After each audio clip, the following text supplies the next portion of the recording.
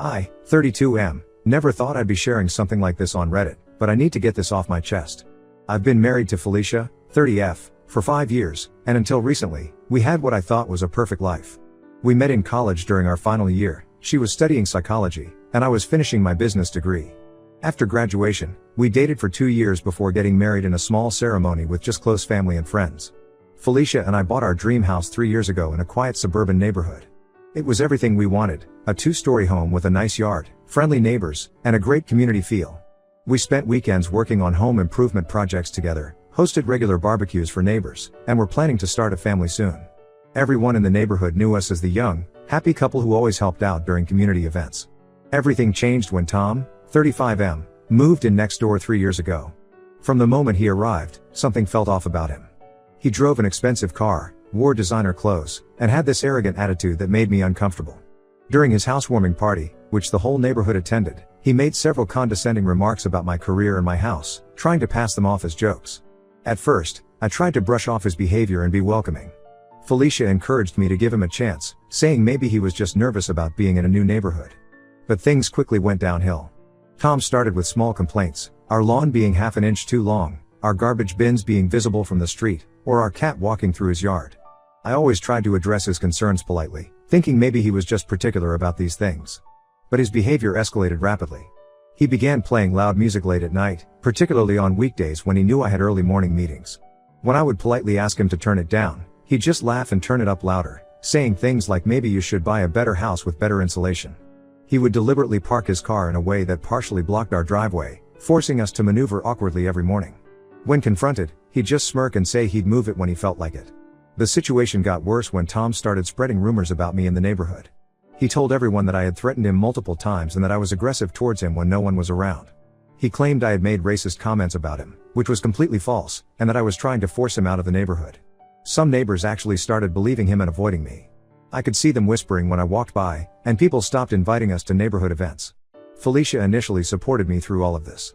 She would comfort me when I came home stressed about his latest antics and agreed that his behavior was unreasonable. She even confronted him once about the parking issue, but he just charmed his way out of the situation, apologizing profusely to her while giving me that same smug look behind her back. However, about 6 months ago, I noticed a change in Felicia's behavior. She started defending Tom, saying maybe we were being too sensitive and should try to understand his perspective. When I would complain about his latest harassment, she would suggest that perhaps I was overreacting. She even started attending neighborhood events without me, saying it was better to keep the peace that way. I also noticed Felicia spending more time outside when Tom was in his yard. She would suddenly decide to garden or check the mail multiple times when he was out there. I dismissed these thoughts initially, feeling guilty for even suspecting anything. After all, we had been happily married for 5 years, and Felicia had always been loyal and supportive. One day, about 2 months ago, I came home early from work due to a terrible migraine. As I pulled into our street, I saw Tom's car in our driveway. This struck me as odd, but I thought maybe he was finally there to apologize for his behavior or discuss the ongoing issues. When I entered the house, I heard noises coming from upstairs. As I walked up, I could hear Felicia's voice coming from our bedroom. My heart started racing as I approached the door. The sounds became clearer, and I felt sick to my stomach. When I opened the door, I found Felicia and Tom together in our bed, the bed we had picked out together when we first got married. When they saw me, Felicia immediately started crying and scrambling for her clothes, while Tom just lay there with that same smirk he always had when he was making my life miserable. I couldn't stay in the house. I grabbed my car keys and left immediately, driving around aimlessly for hours, trying to process what I had just witnessed. Felicia called me repeatedly, leaving message after message about how sorry she was and how it just happened.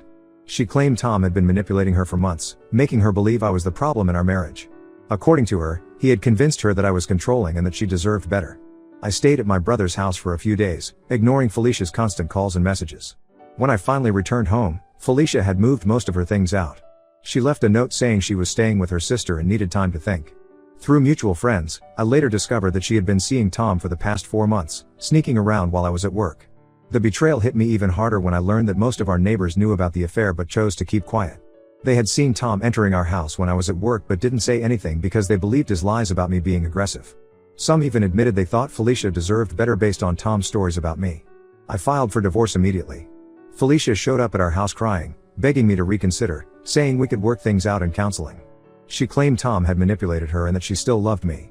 But I knew there was no going back, the trust was completely shattered. What hurt the most was that she had sided with someone who had been deliberately making our lives difficult and had believed his lies over our 5 years of marriage. Yesterday, I received a text from Felicia telling me she's pregnant with Tom's child. She had the audacity to say she hopes we can still be friends and that she wants me to be part of the baby's life since we shared so many years together. She said she still cares about me and thinks I would be a good influence on her child. I couldn't believe how delusional she was being. Right now, I'm staying with my brother and his wife while I figure out my next steps. I'm planning to sell the house as I can't bear to live next to Tom anymore. Felicia keeps trying to contact me through mutual friends, saying she made a huge mistake and misses our life together, but I've blocked her everywhere. The neighbors who sided with Tom now look ashamed when they see me, but their apologies mean nothing at this point. I never imagined my life would turn out like this. 5 years of marriage destroyed because my wife chose to believe the lies of a manipulative neighbor over her own husband. I'm meeting with a divorce lawyer next week to discuss my options. I just needed to get this off my chest and maybe hear from others who have gone through similar situations. Update 1. Well, karma really does come around. Last night completely changed everything I thought I knew about this situation. I received a call from Felicia's sister Emma around 9 p.m. At first, I was hesitant to answer since most of Felicia's family had been giving me a hard time about not taking her back. But Emma had always been different. She was actually the one who told me about Felicia's previous meeting with Tom behind my back. What Emma told me left me completely speechless. Apparently, Tom had been playing a much bigger game than any of us realized. Felicia wasn't special to him at all, she was just one of many women he was manipulating. 2 other wives from our street, Jennifer from number 23 and Maria from number 15, are also expecting his children. Their husbands, like me, have all filed for divorce. The way everything came crashing down is almost unbelievable. Jennifer, who's about 2 months pregnant, decided to surprise Tom at what she thought was his workplace. He had told her he was a senior executive at a tech company downtown. When she arrived at the office building, the receptionist had never heard of him. Confused and suspicious, Jennifer started doing some deeper digging online. That's when she found his wife Lisa on Facebook. Yes, his wife. The man who seduced 3 married women in our neighborhood turns out to be married himself. He has a wife and 3 kids living in another state. Jennifer immediately reached out to Lisa and sent her all the evidence of Tom's affairs, including pictures of him with different women from our neighborhood and screenshots of messages where he promised to leave his ex-wife for them. Emma told me that Lisa showed up at our neighborhood yesterday morning with divorce papers and their 3 kids, twin girls aged 8 and a 5-year-old boy. She confronted Tom right on his front lawn while he was washing his precious car. The whole neighborhood gathered to watch as Lisa exposed every single lie he had told. Turns out, Tom isn't even employed. He's been living off money from his wife's inheritance, pretending to work from home while actually spending his days pursuing married women in our neighborhood. The expensive car, designer clothes, and lavish lifestyle were all funded by his wife's money. He had told Lisa he was working remotely for a startup in our city while actually using her money to rent the house next to mine and fund his affairs. Felicia witnessed the whole confrontation. Emma said she's completely devastated. All those times Tom told her he loved her and wanted to start a family? He was saying the exact same things to Jennifer and Maria. He had even promised each of them that they would raise their child together once they left their husbands. The man was literally planning to have 3 babies with 3 different women in the same neighborhood. The neighbors who believed his lies about me are now falling over themselves to apologize. Mrs. Peterson, who lives across the street and who I recently found out used to let Tom and Felicia use her house for their meetups, came to my brother's house in tears. She confessed that Tom had manipulated everyone by painting himself as this successful, charming man who was just trying to help unhappy wives escape their controlling husbands. Several neighbors have offered to testify about Tom's behavior during my divorce proceedings. They've provided written statements about how he deliberately spread rumors about me and systematically worked to isolate me from the community.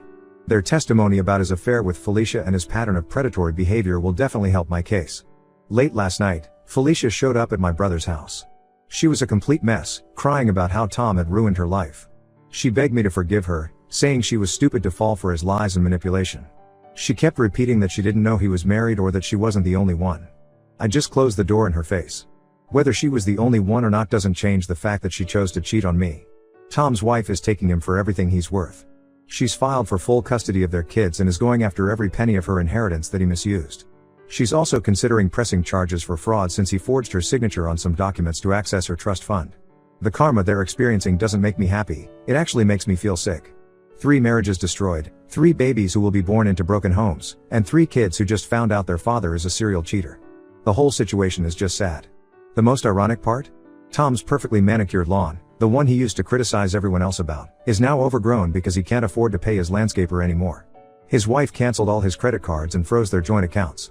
The guy who used to mock my car is now taking the bus.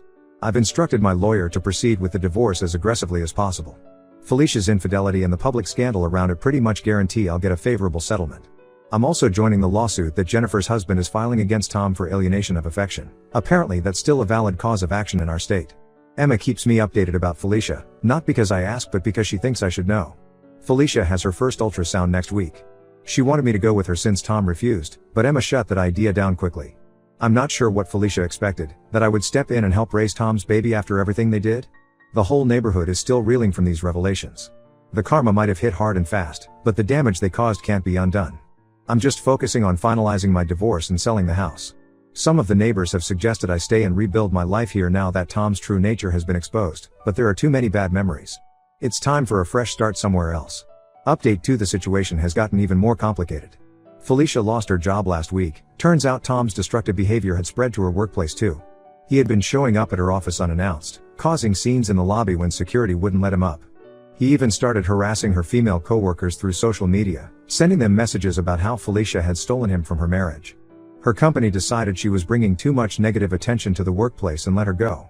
Felicia's now in a really tough spot financially. The townhouse she was renting sent her an eviction notice because she hasn't paid rent in 2 months. She showed up at my brother's house again, crying about how she's pregnant and jobless, saying this is karma enough and she's learned her lesson. She even brought up our wedding vows and how marriage is about supporting each other through hard times. I remained firm and told her that she threw those vows away when she chose to sleep with our neighbor. The whole Tom situation has gotten even messier. His wife won full custody of their kids and most of their assets in their preliminary hearing.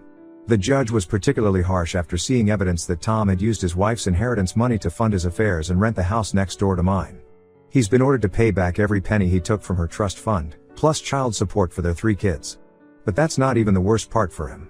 Tom's been couch surfing between the women he deceived, staying a few nights at each place, trying to avoid paying any child support. Jennifer caught him stealing money from her purse last week. When confronted, he claimed he needed it for a job interview, but she later found out he used it to buy gifts for another woman he's been seeing in the next town over. Felicia found out that Tom's been telling each pregnant woman different stories. He told Jennifer he'd help raise her baby because it's a boy, she's having a girl, told Maria her baby would be his favorite because she's the youngest of the women, she's actually the oldest, and told Felicia her baby would be his priority because she was the first one he truly loved. We all know that's a lie. The neighborhood has completely turned against them. Someone started a Facebook group documenting all of Tom's lies and warning other communities about him. It's gained over 2,000 members, with women from 3 different states coming forward with similar stories about him. Apparently, this wasn't his first time moving to a new area and preying on married women. Felicia can't even go grocery shopping without running into someone who knows about the affair. Last week, Jennifer's teenage daughter confronted her in the store, calling her a homewrecker in front of everyone. The video of the incident ended up on local social media. Felicia called me crying about it, saying she didn't deserve this level of public shaming, but I reminded her that actions have consequences. My divorce proceedings are going extremely well. My lawyer says Felicia's infidelity, combined with the public nature of the scandal and Tom's pattern of deceptive behavior, works strongly in my favor. I'm getting the house in the settlement, which I plan to sell immediately. Several neighbors have already offered to buy it, probably feeling guilty about their role in everything, but I want a clean break. The karma keeps coming for Tom too. His car got repossessed last week, turns out he hadn't made payments in months. Now he has to walk everywhere, and people slow down to stare at him. The guy who used to mock everyone else's lifestyle can barely afford to eat. He tried to crash at my neighbor Mark's place, claiming he was getting back on his feet, but Mark's wife called the police and had him removed. Tom's wife made sure everyone in his family knows what he did. His parents, who he claimed were dead, another lie, showed up from Florida to confront him. They were disgusted by his behavior and publicly disowned him. His mother actually apologized to me personally for raising such a son. Maria's husband Steve hired a private investigator who uncovered even more of Tom's lies. Apparently, he has 2 other children in different states that he never told anyone about, not even his wife. The PI found court orders for child support that Tom's been dodging for years. Felicia keeps texting me about how stressed she is about the baby. She's worried about being a single mother and keeps hinting that she needs financial support. I forwarded all her messages to my lawyer. Her sister Emma told me Felicia's been talking about putting the baby up for adoption since Tom made it clear he won't help with anything. I'm just focusing on finalizing the divorce and moving forward with my life. This whole situation has shown me who my real friends are. Most of our mutual friends sided with me after the truth about Tom came out, but I'm still keeping my distance. It's hard to trust people who waited until after everything exploded to show their support. Update 3: Final update on this situation. The divorce was finalized last week, and I've sold the house for a good price. I'm writing this from my new apartment in a different city, about 3 hours away from all the drama. I took a job offer here that came with a significant pay raise, and the fresh start has been exactly what I needed for my mental health. Felicia gave birth last month to a baby girl. Tom wasn't even there for the delivery, he was too busy dealing with legal troubles from his various affairs and unpaid child support cases. Emma told me Felicia had a difficult time during labor and kept asking for Tom, but he wouldn't answer his phone. He finally showed up 2 days later, took some pictures with the baby for social media, and left after an hour, claiming he had a job interview. Felicia's living with her parents now, trying to figure out how to raise the baby alone. She still can't find a job because the scandal follows her everywhere. 3 companies retracted their job offers after doing basic social media searches. Her parents are supporting her financially, but they're not happy about the situation. Her dad, who used to treat me like a son, called me last week to apologize for everything and admitted that Felicia's behavior has strained their whole family. The other women Tom deceived are struggling too. Jennifer lost her business, a small bakery she ran for 10 years, because locals started boycotting it after the affair came to light. Maria's husband got full custody of their kids because the judge deemed her choice to have an affair with a known manipulator showed poor judgment. Last I heard, she had to move back to her hometown due to all the local backlash. Tom eventually left town in the middle of the night about a month ago.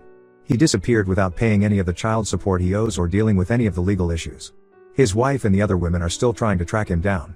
The police found his abandoned car at a bus station 2 states over, but there's been no sign of him since. Some people think he started over in another town with a new identity, ready to prey on more unsuspecting families. The Facebook group warning others about Tom has grown to over 5,000 members. More women keep coming forward with similar stories about him from different states. Apparently, he's been doing this for over a decade, moving from town to town, destroying families and leaving pregnant women behind. His wife's lawyer is building a case for criminal fraud based on all the evidence. Felicia sent me a long email last week. She wrote about how she regrets everything and realizes what she threw away. She described how hard it is being a single mom, how her parents make her feel ashamed every day, and how she misses our life together. She even suggested that we could try again, saying she's grown from this experience and knows now what really matters in life. I didn't respond. Some wounds are too deep to heal, and some betrayals too severe to forgive. The house sold quickly, well above asking price.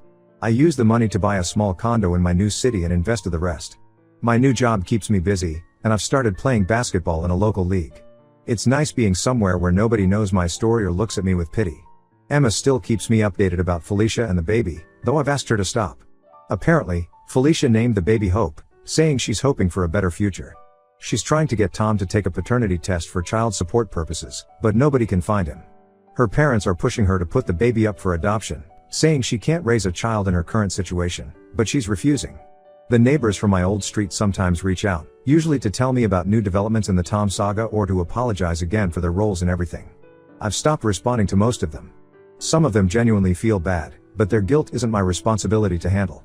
I'm focusing on rebuilding my life and moving forward. The whole experience taught me a lot about trust, friendship, and the importance of standing up for yourself. Sometimes the best revenge is living well and letting karma do its work. This will be my final update. It's time to close this chapter of my life completely. Thanks to everyone who supported me through this journey. Your comments and messages helped me stay strong when I wanted to give in to Felicia's pleas. I'm in a much better place now, both literally and figuratively. Life goes on, and sometimes it turns out better than you could have imagined, just not in the way you expected.